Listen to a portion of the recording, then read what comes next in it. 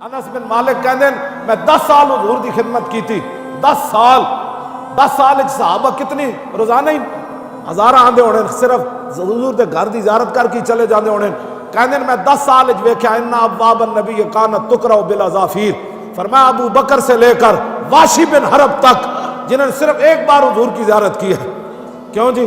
لیکن ان کے مقام کو ویسے کرنی پہلے مقام کو چھو بھی نہیں سکے خیر التابعین ہونے کے باوجود. واشی بن حرب کے پہلے مقام کو چھو بھی نہیں سکے.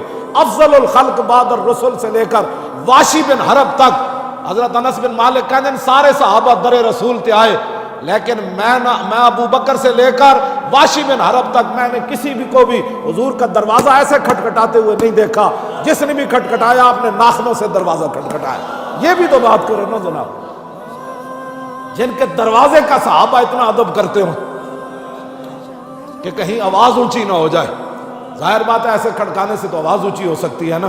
تو صحابہ وہ آواز لا ترفعوا پر اتنا عمل کیا کہ حضور کا دروازہ 10 سال انس بن مالک کہتے ہیں صبح کوئی آیا رات آیا جتنا بھی کسی کو ضروری کام تھا ایسے حضور کا دروازہ نہیں کھٹکا, ایسے کھٹکا ایسے.